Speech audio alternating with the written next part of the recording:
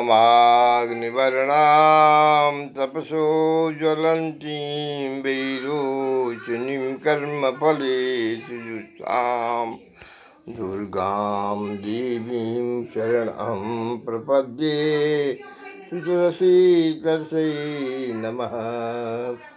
अपराधो भवत्येव तनयस्य पदे पदे कोऽपरः सहते लोके केवलं मातुलः विना, केवलं मातुलः विना, केवलं मातुलः विना। या देवी सर्वभूतेषु आनंदी मातृरूपेण संस्थिता नमस्तस्यै नमस्तस्यै नमस्तस्यै नमो नमः। या देवी सर्वमहाभूतेषु परमानंदी मातृरूपेण संस्थिता नमस्तस्यै नमस्तस्यै नमस्तस्यै नमो नमः। या देवी सर्व व्यस्यात्मा स्वरूपेण संस्थिता नमस्तस्यै नमस्तस्यै नमस्तस्यै नमो नमः। या देवी सर्वमहाभूतेषु समिष्ट परमात्मा स्वरूपेण संस्थिता नमस्तस्यै नमस्तस्यै नमस्तस्यै नमो नमः। या देवी सर्वभूतेषु मध्ये आत्म सर्वत्र सर्वस्वरूपिणी सर्वेशी सर्वार्थ सर्वकल्याणार्थ सर्वस्वयं पादार्थ निर्मा बनती और बनाती मातृ स्वरूपेण संस्थिता नमस्तस्यै नमस्तस्यै नमस्तस्यै नमो नमः। समस्त संसार में जीव जंतु ससरता हुआ आता है और यह संसार में जीव लपटा जाता है। जीव जब लपटा जाता है तो उसको अधोगति होती है, नीचे की ओर जाता है। यानी मनुष्य से निम्न कोटि में 84 लाख जीव जंतु में वो जाता है, भ्रमण करता है। यदि वह जीवात्मा ऊर्ध्वमुख होता है यानी जगदीश दिश आकर्षित होता है तो वह भूलोक में भी आनंदमय जीवन करता है। भुवः लोक दिव्य लोक में दिव्यानंद प्राप्त करता है। स्वः स्वर्गलोक में सकल अभिष्ट सकलानंद प्राप्त करता है और भोग भोगने के बाद पुनः निकुलशील में जन्म लेता है, आता है। और यदि उसकी आराधना बराबर बनी ही रहती है तप बल से वह महजन तपह लोक में ब्रह्मलोक में विश्राम करता है।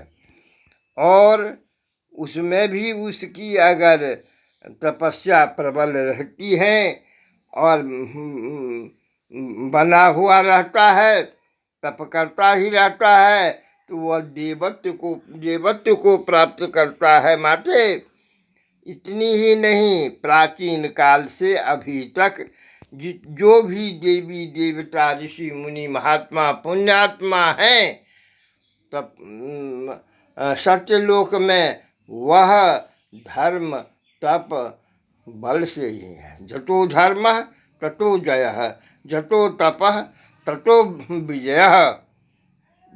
ये बात सत्य है माते, सत्य है। और सभा ऊपर अभी सप्त ऋषि हैं, सातों ब्राह्मण हैं। इंद्र है, पुरंदर हैं, ब्राह्मण हैं। यक्ष प्रजापति प्रजापति सब जो भी अभी हैं दिक्पाल आदि विशेष ब्राह्मण ही हैं। और क्षत्रिय ब्रह्मत्व प्राप्त करने के बाद देवत्व को प्राप्त करते हैं। वैश्य भी देवत्व से ब्रह्मणत्व स्वरूप में ही स्वर्ग प्राप्त करते हैं। शूद्र भी सेवा स्वधर्म स्वाधिकार पालन करते हुए स्वर्ग सब कुछ पाते हैं। फल से किसी को वंचित नहीं किया जाता है। फल सबके लिए ग्राह्य है, सबके लिए सदा सर्वदा सब काल। कर्म से जन्म से कर्म, कर्म से धर्म, धर्म से अर्थ, अर्थ से मोक्ष की प्राप्ति होती है। यह सत्य है। क्यों? मैं एक वयोवृद्ध ब्राह्मण के विचार से तथा देवी देवता विचारानुसार आदेशानुसार शक्ति पातानुसार यह देख रहा हूँ, देख चुका हूँ और देखता रहूँगा कि सर्वत्र जगदम्बमयी है। कहीं कोई स्थान खाली नहीं है जहाँ पर आत्मा नहीं है। नीचे में व्यस्त आत्मा है, ऊपर में समिष्ट परमात्मा है, बीच मध्य में आत्मामयी लाली लाल लालेश्वरी लावण्य ललित लीला है। बहुत से दृष्टा कबीर कहते हैं, लाली मेरे लाल की जिस देखो लाल लाली देखन में गई, मैं गई मन मेरी आत्मा गई और मेरी आत्मा भी लाल हो गई। और तुलसी भगवान कहते हैं, सिया राम मैं सब जग जानी, करहूँ प्रणाम जोरी जुग पानी। सीताराम सकल अभी जगह है। मैं क्या किसे कहूँ, राधा कृष्ण तो मुझे एक अबोध बालक के वत दीक्षा दिए कि हमारा बीज मंत्र यह है। राधा कहीं कि हमारा भी मंत्र बीज मंत्र यही है। और कृष्ण कहे कि नग्न बटुक रूप में मैं पुरुष हूँ, नग्न ऊर्ध नग्न काली रूप में दिखलाए कि मैं ही स्त्री हूँ। और विषपान शिव से किया, रक्तपान काली से किया। अब तुम तो देवी भागवत कालिका पुराण तंत्र शास्त्र आदि में पढ़ चुके हो। आद्या ललिता प्रारूपा कृष्ण विग्रहा।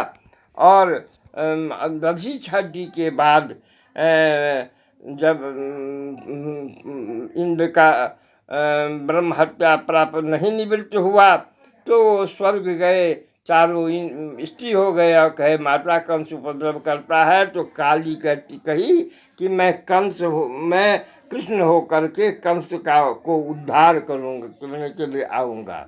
और महादेव कहे कि माते मैं राधा और अस्त्ररानी रूप में जाऊँगा, रास महारास रचूँगा। माने रास और महारास आत्मा है किसका? तो श्रीमद् भागवत का।